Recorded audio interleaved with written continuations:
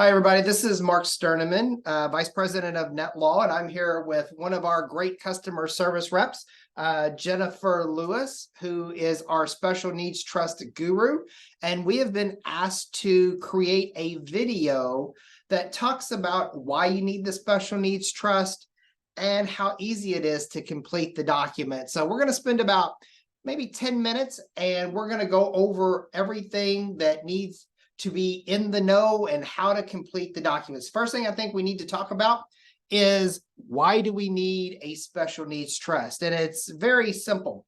If you are a parent or you know anyone that is a parent of a special needs child, and that child is receiving federal funding or SSI from the government, we need to make sure that if that child receives any assets from a loved one, that it doesn't affect their ability to receive their federal funding from the government. And that's where the special needs trust comes into play.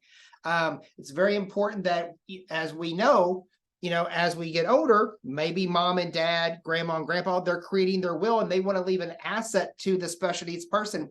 It's very important that they leave it via their special needs trust instead of the special needs person as an individual, so that they don't run across or they give the government any reason to take their federal funding away.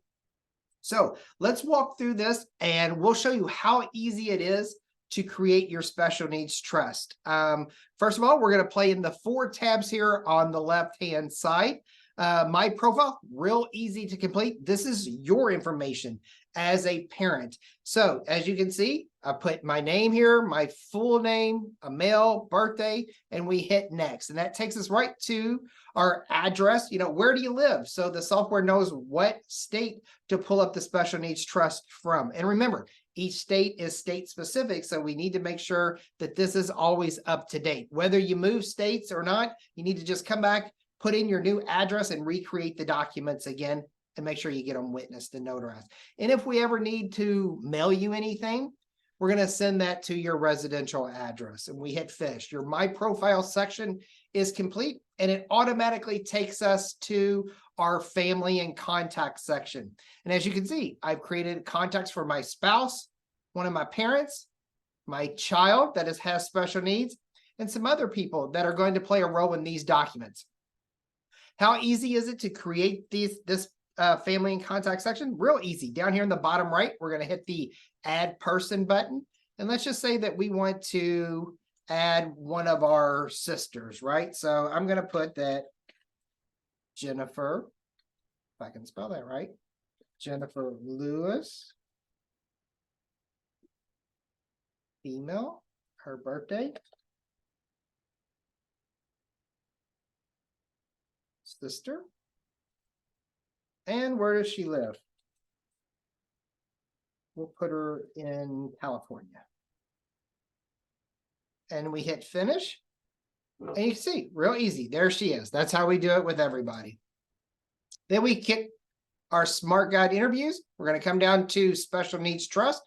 Here's me. Here's my wife. One thing to remember is, if we're still married, only one of us needs to create the special needs document, right? So here, I'm going to do it for me. As you can tell, the check mark says that we're creating mine. This would say start when you very first begin. But of course, we've already completed this for time constraints. So we're going to hit edit. And it's going to bring us up to probably the most important page, because this is where we're going to get to name our special needs trust for our child. So I named the trust the Special Needs Trust for Jacob Sterneman. Jacob is the beneficiary. And it always asks for his full first name. Are there different types of special needs trust? Yes, there are. There's usually first-party trust and third-party trust. What we offer at Net Law is a third-party trust.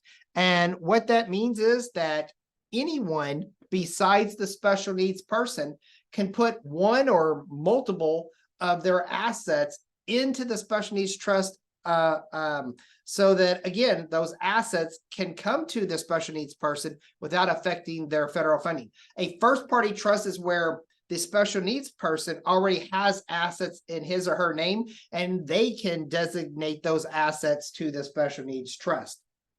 So again, Great thing to remember over on the right-hand side is frequently asked questions. So you please read those, and it kind of just lets you know why we're filling out this page.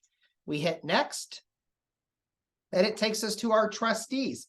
Usually the parents are the trustees of the special needs trust. Of course, this would be blank here. You just click on the drop-down box of each one, and you can choose who you want to be the trustee. And again, we have our successors as well. So if something happens to me and Donna, we get older, we can't handle everything, who's going to be our backups, right? And again, you can have 4 options, multiple people serving together. That means they all have to agree, or at least a majority rules. Or you can list multiple people, but one serving after another. So the first person that you name is it, then the second, then the third. Of course, you can just name one successor or no successors. And that's what I did. 1 successors. And again, I just clicked Bob, and he will be our successors. We hit next, and this takes us to our trust protectors.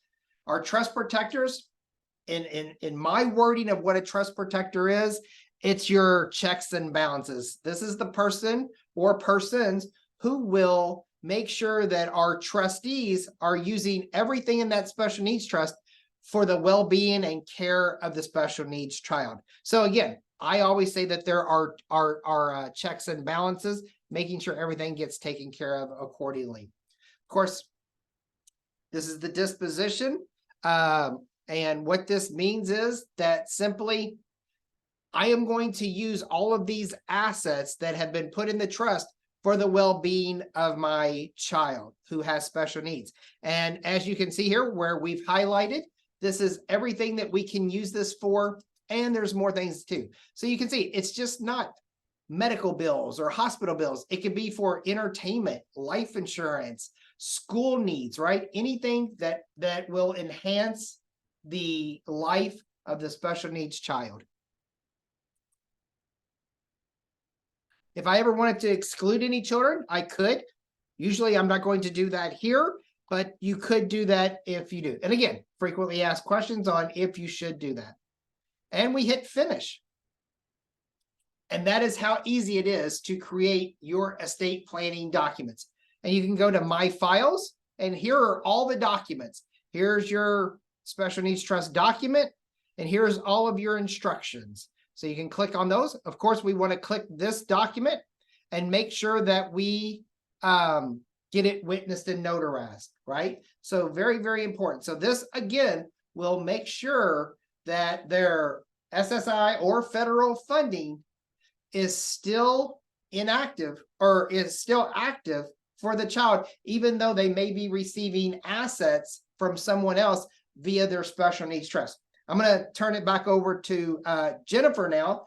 And if there's anything that I forgot, because she is the guru and I feel like I've talked way too much, let me go ahead and turn it over to her. If there's anything that I forgot, Jennifer, please let everybody know. Thank you so much for joining us today.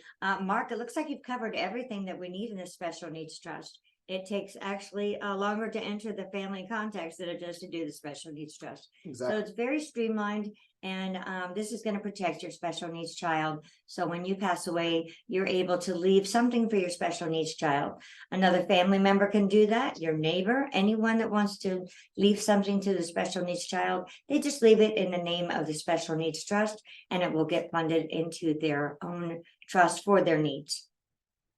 All right. Well, again, thank you everyone who watched this video. We hope that it was very informative and it showed how easy it is to create a special needs trust. Again, you can always reach out to your agent, or you can reach out to us if you have any questions.